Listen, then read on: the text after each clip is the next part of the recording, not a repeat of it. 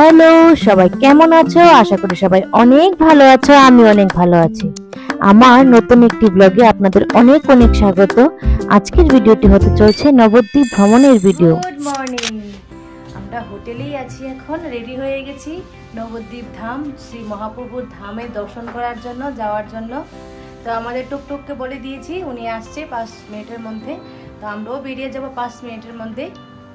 তো আজকে 15 আগস্ট, আমার মেয়েও খুব হ্যাপি। বলো হ্যাপি ইন্ডিপেন্ডেন্স ডে, বলো ইন্ডিপেন্ডেন্স ডে। হোটেল থেকে বের হতে না হতেই আমরা দেখতে পেলাম এখানে খুব সুন্দর একটা র্যালি বের হয়েছে। তো আমরাও দৌড়ে পৌঁছে গিয়েছিলাম সেই র্যালিটাকে দেখতে।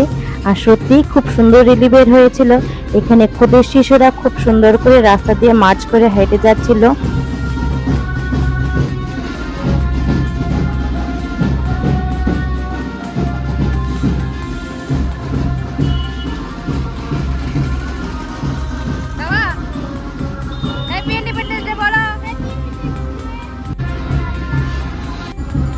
আজকে খুব ভালো দিন।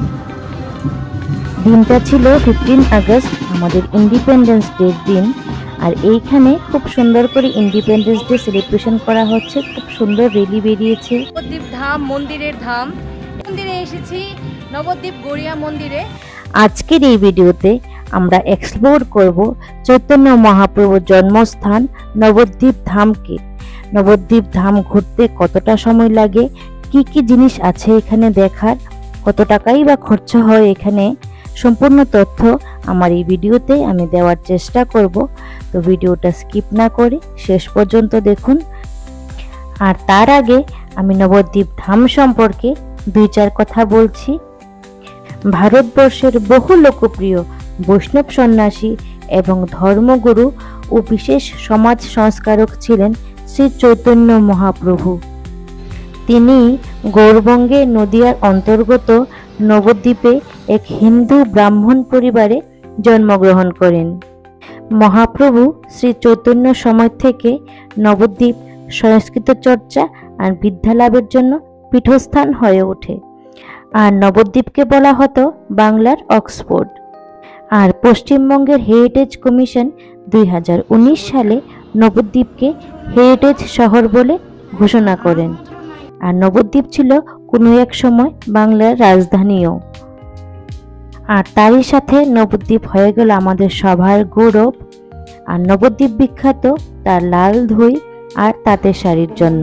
ভিতরে ফোন নিয়ে এলাও নেই, মিউজিয়ামে আমরা ফোনটা অন করেছি, কিছু কিছু ছবি নিয়েছি।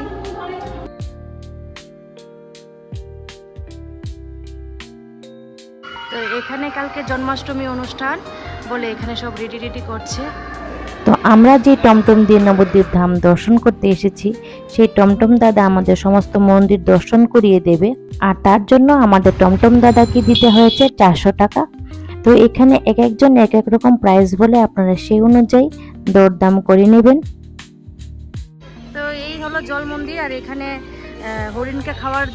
এই জল মন্দিরের ভিতরে আছে অনেকগুলি হরিণ। আর হরিণকে খাবার দেওয়ার জন্য মন্দিরের বাইরেই খাবার বিক্রি করা হয়। আর এক একটা খাবারের প্যাকেটের দাম হয় 10 টাকা বা 20 টাকা করে। আপনারা চাইলে হরিণকে খাবার দিতেও পারেন।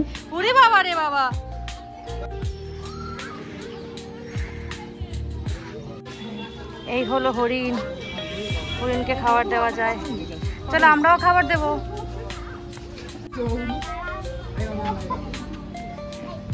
দা বাবা, তুমি দাও না।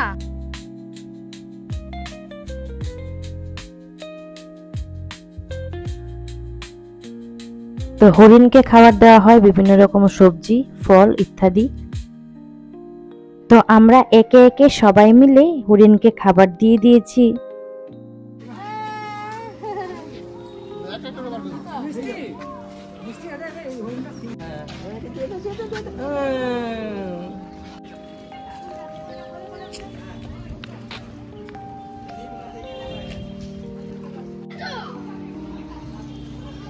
কি? হ্যাঁ, এখানে ফিশ আছে।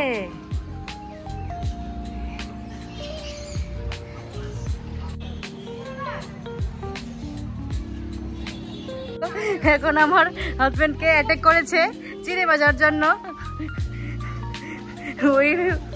ওই বানরটা এসে ওর দেখে এখন আবার আসছে দেখো পিছনে দেখো দেখো ভয় নেই ওদের দেখো দেখো দেখো দেখো কি করে আসছে সরে হ্যাঁ আরে চিড়ে ভাজা ওদেরকে এবার দেওয়া হলো ফাইনালি এবার খাও বসে বসে মজা করে ওই চিড়ে ভাজার জন্য বারবার ওকে অ্যাটাক করছিল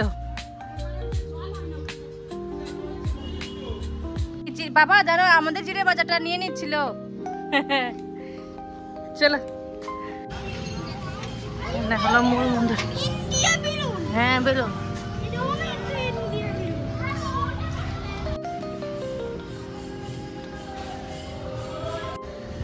সব মন্দির সুন্দর করে সাজানো হচ্ছে জন্মাষ্টমীর জন্য। নবদ্বীপকে মন্দিরের শহরও বলা হয়, কারণ এখানে আছে প্রতি গলিতে গলিতে মন্দির। মজা করছে এখানে, খুব একটা শান্তি, খুব একটা ঠান্ডা ঠান্ডা পরিবেশ। চলে এসো বাবা, হবে চলে এসো।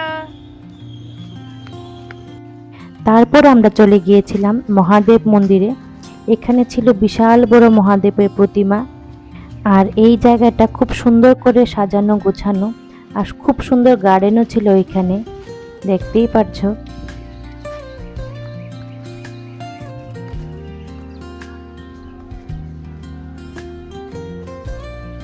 তো আজকের দিনটা খুব সুন্দর, আকাশ একদম পরিষ্কার ক্লিয়ার, আর এখানে প্রতি মোড়ে মোড়ে অনেক মন্দির,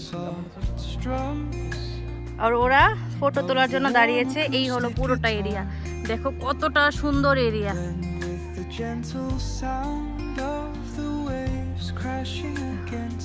জয় মহাদেব।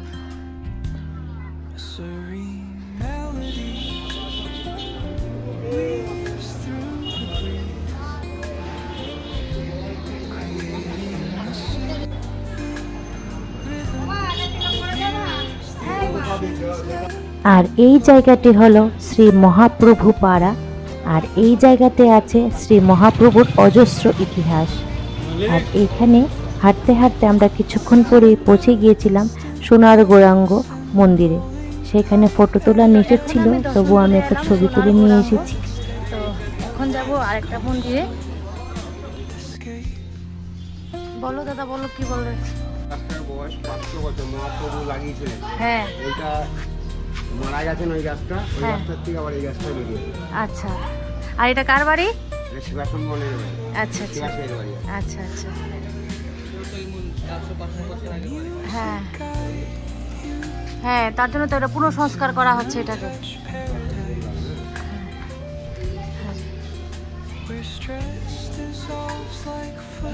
এই বাড়িটাকে আবার পুনর্নির্মাণ বা পুনঃসংস্কার করা হচ্ছে।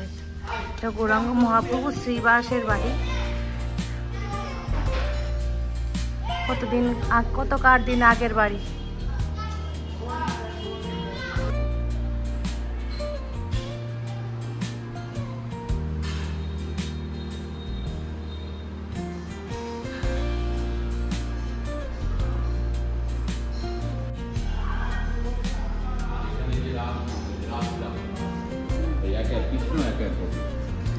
মাঝখানে মহাপ্রভু দর্শন করছে, রাজ দর্শন করছে, আর উপরে 10 অবতার।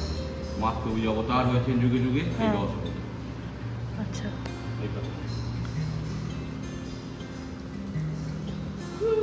এই মাঝখানে নিতাই, এই নিত্যানন্দ প্রভুর 2 স্ত্রী বসুধা জান। আর এই যে চরণ চিহ্ন দেখছেন কাঁচের বাক্সের মধ্যে, এটা গৌরাঙ্গ মহাপ্রভুর চরণ।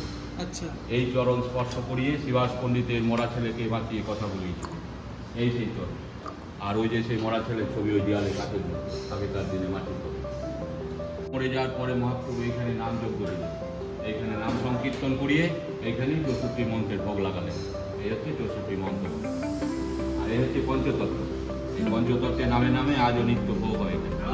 এই ভোগেরই প্রসাদ আছে, বাড়ির জন্য নিয়ে যাবে। ওই মহাপ্রভুর চরণে তুলসী ফুল দিয়ে প্রসাদ দেবে। এখানে 20 টাকায় পাবেন। এদিকে সামনে আসুন, চরণামৃত নিন। পুরোহিত মহাশয়ের কাছ থেকে আমরা এখানে এসে শুনে নিয়েছি এই শ্রীবাস অঙ্গনের বিভিন্ন পৌরাণিক কাহিনী, আর দর্শন করে নিয়েছি শ্রী চৈতন্য মহাপ্রভুর চরণ ছাপ। আর এখানে এসে আমরা খুব সুন্দর দর্শন করে প্রসাদও নিয়ে নিয়েছি। শ্রীবাস অঙ্গন থেকে দর্শন করার পর আমরা পৌঁছে গিয়েছিলাম আমাদের পরবর্তী গন্তব্যস্থান শ্রী পোড়ামাতা মন্দির প্রাঙ্গণে। এই মন্দির প্রাঙ্গণে আছে তিনজন ঠাকুরের মন্দির, ভবতারিণী মন্দির, শিব ঠাকুরের মন্দির আর আছে পোড়ামাতা মন্দির। তা আমরাও এখানে এসে পোড়ামাতা মন্দিরে প্রণাম করে নিয়েছি। এই মন্দিরে আছে পুজো দেওয়ার সুব্যবস্থা, আর এইখানে সবাই যে যার মতো মানত করে এই মার কাছে পুজো দিয়ে যায়। পোড়ামাতা মন্দিরে নমস্কার করার পর আমরা চলে গিয়েছিলাম ভবতারিণী মন্দিরে, তারপর আমরা দর্শন করে নিয়েছি শিব ঠাকুর মন্দিরে। আমি তিনটা ঠাকুর দর্শন করলাম, তিনজন ঠাকুরের দর্শন করে এখানে একটু দাঁড়িয়েছি। দেখো আমার সোনা, কি খাচ্ছ তুমি? বাহ, হ্যাপি। আর আমরা খাচ্ছি লস্যি। তো এখন আমরা যে মন্দিরে যেতে চলেছি সেই মন্দিরটি হলো এখানকার তীর্থস্থান, আর এইখানে নাকি জন্ম হয়েছে শ্রী গৌরাঙ্গ মহাপ্রভুর। মন্দির প্রাঙ্গণে এসেই আমরা দর্শন করে নিয়েছি ঠাকুরের প্রতিমাগুলি, আর এই মন্দির প্রাঙ্গণ জুড়ে আছে বিশাল বড় নিম গাছ, আর সেই নিম গাছের তলায় আছে সচী মাতার মন্দির কুটির। আর এই মন্দির কুটিরে সচী মাতার কুলে আছে শ্রী চৈতন্য মহাপ্রভু। শ্রী চৈতন্য মহাপ্রভু এই নিম গাছ তলায় জন্ম হওয়ায় ওনার নাম পড়েছে নিমাই। তো গৌরাঙ্গ মহাপ্রভুর জন্মস্থান থেকে দর্শন করার পর আমরা চলে এসেছি আরেকটি মন্দিরে, যে মন্দিরে আছে 60 ফুট বিস্তৃত গৌরাঙ্গ মহাপ্রভুর বিশাল প্রতিমা। আর এই মন্দিরে প্রবেশ মূল্য হলো 40 টাকার মতো। আর এই মন্দিরে প্রবেশ করতেই আমরা পেয়ে গেলাম খুব সুন্দর একটি কৃত্রিম গুহা, আর গুহার ভিতর দিয়ে আমরা মা মেয়ে কীর্তন করতে করতে চলে যাচ্ছিলাম মনের আনন্দে শ্রী চৈতন্য মহাপ্রভুর 60 ফুট মূর্তি দর্শন করব বলে। আর কৃত্রিম গুহা থেকে বের হয়েই আমরা পেয়ে গেলাম শ্রী চৈতন্য মহাপ্রভুর 60 ফুট বিস্তৃত বৃহৎ একটি প্রতিমা। তো গোটা মন্দির চত্বর ঘুরেই আপনাদের চোখে পড়ে যাবে এইখানে ভক্তি আর প্রকৃতির এক অপরূপ মেলবন্ধন। আর এইখানে আছে শ্রীকৃষ্ণ আর রাধারানীর বিভিন্ন লীলা, আর তারই পাশাপাশি আছে এখানে শ্রী চৈতন্য মহাপ্রভুর বিভিন্ন জীবন কাহিনী। আর এইসব দেখতেই রোজ এখানে আসে বহু পুণ্যার্থী। তবে এখানকার মূল আকর্ষণ হলো 60 ফুট বিস্তৃত শ্রী চৈতন্য মহাপ্রভুর সেই বৃহৎ প্রতিমা। এই মন্দিরের বাগানটাকে খুব সুন্দর করে সাজিয়ে গুছিয়ে রেখেছে। আর এই মন্দিরের ভিতরেই ছিল একটি মিউজিয়াম, আর এই মিউজিয়ামে শ্রীকৃষ্ণের জীবনী আর শ্রীকৃষ্ণের লীলা সংরক্ষণ করে রাখা। তো আমরা এই মিউজিয়ামে দেখার পর আমরা চলে গিয়েছিলাম আমরা এখানে প্রসাদ নেব বলে। এই মন্দিরে প্রসাদ নেওয়ারও সুব্যবস্থা আছে, তবে প্রসাদ নেওয়ার জন্য আগের থেকেই টিকিট করে নিতে হয়। তো আমরা যখন মন্দিরে প্রবেশ করেছিলাম তখনই আমরা টিকিট করে নিয়েছিলাম। এটা খুপে খুপে ভগবান শ্রীকৃষ্ণের প্রতিটা বক্সে এরকম করে ঠাকুরের লীলা, বিভিন্ন রকমের লীলা সুন্দর করে সংরক্ষণ করে রেখেছে। তো আজকের মতো শ্রী চৈতন্য মহাপ্রভুর মন্দিরে ভগবানকে বারবার দর্শন করে প্রণাম করে যাচ্ছিলাম। আর এখন প্রায় দুপুর 2টা 2:30টার মতো বেজে গেছে। এখানে সব মন্দিরই একটার পরে লাগিয়ে দেয় মন্দিরের কপাট, 4টা পর্যন্ত সব মন্দিরই ক্লোজ থাকে। তো আমরা এখন এই নবদ্বীপে আমাদের শেষ মন্দির এখানে দর্শন করব, তারপর আমরা চলে যাব মায়াপুরে। দুপুরবেলা আমরা মন্দিরে প্রসাদ পেয়ে আমরা তারপর চলে যাব মায়াপুরের জন্য। আর এই মন্দিরে সত্যি আমরা খুবই ভালো প্রসাদ পেয়েছি। তো আমরা মন্দির থেকে প্রসাদ নিয়েছি দুপুরে। তো এখানে খুব ভালো প্রসাদ খেলাম। বিভিন্ন রকমের প্রসাদের রেট হয়, 110 টাকা, 70 টাকা, 60 টাকা। তো আমরা 110 টাকার টিকিট নিয়েছি, খুব ভালো প্রসাদ খেলাম। আর এখন আমরা প্রসাদ নিয়ে এখন চলে যাচ্ছি মায়াপুরের জন্য, ঘাটে। মায়াপুরের জন্য যাচ্ছি এখন ঘাটে। আমরা এখন পৌঁছে গিয়েছি নবদ্বীপ ঘাটে। এখন ঘাট থেকে আমরা যাব মায়াপুরে। তো নবদ্বীপ ফেরিঘাট থেকে 10 টাকার টিকিট মূল্যে আমরা পৌঁছে যাব মায়াপুরে। আর নবদ্বীপে এসে আমরা দেখতে পেয়েছি খুব সুন্দর সুন্দর একটা দুপুরের সময় ছিল, আর নদীর ধারে খুব সুন্দর হাওয়া বইছিল, বেশ ভালো লাগছিল, খুব সুন্দর মনোরম পরিবেশ ছিল। এখন আমরা উঠে গিয়েছি লঞ্চে, আর লঞ্চে উঠেই আমরা দেখতে পেলাম মায়াপুরের সেই বিখ্যাত ইসকন টেম্পল। আর সেই ইসকন টেম্পলকে দেখার জন্য আমরা সবাই মায়াপুরে ছুটে যাই। তাছাড়াও আছে মায়াপুরে অনেক মন্দির, তো আমরা সবগুলি মন্দিরই দেখার চেষ্টা করব। নবদ্বীপ থেকে মায়াপুর বা মায়াপুর থেকে নবদ্বীপ আসা যাওয়ার জন্য আমরা যে জলপথে যাই সেই জলপথে আছে ভাগীরথী নদী আর জলঙ্গি নদীর অপরূপ মেলবন্ধন। এইখানে এই দুই নদীর সঙ্গম একসাথে হওয়া সত্ত্বেও এই দুই নদী বয়ে যাচ্ছে নিজ নিজ স্রোতে। তার জন্যই এখানে দুই নদীর কালার দুই রকম। তো আমিও এই সুন্দর দৃশ্যটাকে ক্যামেরাবন্দি করে নিয়েছি। দেখতে দেখতেই আমরা পৌঁছে গিয়েছি মায়াপুর ফেরিঘাটে। মায়াপুর ফেরিঘাট থেকেই আমরা একটা টমটমকে ঠিক করে নিয়েছি মায়াপুরের সাইট সিন দেখানোর জন্য। তো মায়াপুর সাইট সিন করার জন্য 2 থেকে 3 ঘন্টা সময় লাগে, আর টমটম দাদাকে আমরা দিয়েছি 450 টাকা। তো প্রথমেই আমরা চলে গিয়েছি সেন বংশের রাজবাড়িতে, তারপর আমরা চলে গিয়েছিলাম মায়াপুরের জগন্নাথ বাড়িতে। এখন দর্শন করলাম এখানকার জগন্নাথ মন্দির, খুব সুন্দর দর্শন করলাম। 523 বছরের গাছটা না, এটা হলো নিমাই মাসির বাড়ি।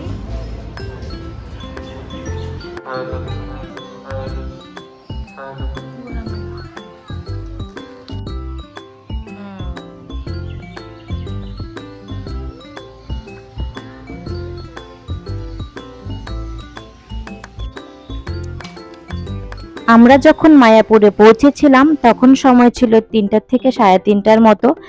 তো বিকেল 4টার সময় সব মন্দিরে ঠাকুরের দরজাও খুলে দেয়। আমরাও একে একে সব মন্দিরে ঠাকুর দর্শন করে নিয়েছি। তো মায়াপুরে আমরা বেশ অনেকগুলি মন্দির দর্শন করে নিয়েছি। তারপর আমরা চলে গিয়েছি ইসকন টেম্পলে। আমরা মায়াপুরের বিভিন্ন মন্দির পরিক্রমা করে এখন যাচ্ছি মায়াপুরের ইসকন মন্দিরে।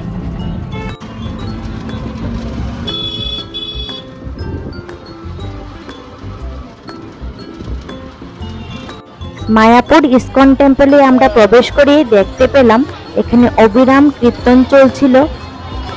মায়াপুর ইসকন টেম্পলে এসেই আমরা দেখতে পেলাম এখানে প্রচুর ভিড় ছিল, কারণ পরের দিন ছিল জন্মাষ্টমী অনুষ্ঠান। তার জন্য এখানে আগের দিনই প্রচুর পুণ্যার্থীরা দর্শন করতে এসেছে, আবার অনেকজন এখানে থাকতেও এসেছে। আমার সামনে যে মন্দিরটি আছে সেই মন্দিরটি হলো শ্রী প্রভুপাদের সমাধি। তো মন্দির চত্বরের ভিতরে ফোন নিয়ে যাওয়া এলাও নেই, তার জন্য মন্দির চত্বরের বাইরেই আমাদের ফোন আর জুতা কাউন্টারে জমা দিয়ে যেতে হবে। মোবাইল জমা দিয়ে যেতে হয়, জমা দেওয়ার কাউন্টারে এখন আমি মোবাইল জমা দিয়ে দেব। তো আমাদের মায়াপুর দর্শন করা হলো, কিন্তু ভিতরে মোবাইল নিয়ে যাওয়া এলাও না, তার ভিতরে কিছু নিতে পারিনি। কিন্তু খুব ভালো দর্শন করলাম, ভালো আরতিও করলাম। রাত প্রায় 8টার মতো বাজছে। মায়াপুরে ইসকন টেম্পলে আরতি দেখে আমি সত্যি খুব আতপ্লুত। লঞ্চের দিকে এখান থেকে যাব আমরা আবার নবদ্বীপ আমাদের হোটেলে। তো আমাদের মায়াপুর দর্শন হয়ে গেছে সুন্দর মতোই। তো এখন আমরা মায়াপুর থেকে নবদ্বীপ ফিরে যাচ্ছি আমাদের হোটেলে। নবদ্বীপে এসে লাল দই, নবদ্বীপের লাল দই যদি না খাই তাহলে কি খেলাম, ঠিক না? তো নবদ্বীপে এসে নবদ্বীপের লাল দই তো খেতেই হবে। তো এখন আমি যাচ্ছি নবদ্বীপের প্রসিদ্ধ লাল দই খেতে।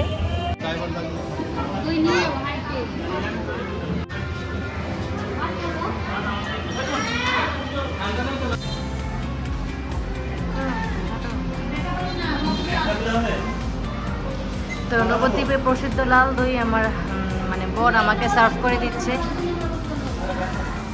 তো নবদ্বীপে এসে নবদ্বীপের লাল দই খেয়ে বেশ ভালোই লাগলো। সারাদিন অনেক ঘোরাঘুরি করার পর নবদ্বীপ মায়াপুর একদিনে পরিক্রমা করার পর আজকে আমরা খুবই ক্লান্ত। এখন হোটেল থেকে খাওয়া দাওয়া করে এসেছি। এখন ফাইনালি আমরা হোটেলে এসে পৌঁছে গিয়েছি। তো আজকের জন্য আমাদের নবদ্বীপ মায়াপুর ধাম দর্শন করা হয়ে গেছে। আর সত্যি আমি খুব খুশি, আর ঠাকুরকে দর্শন করে আমি খুব মনে প্রাণে আতপ্লুত হয়ে গেছি। তো আজকের ভিডিওটা এখানেই রাখছি। সবাই ভালো থাকবেন, সুস্থ থাকবেন। আর আমার যদি ভিডিওটা ভালো লাগে অবশ্যই লাইক, কমেন্ট, শেয়ার করবেন।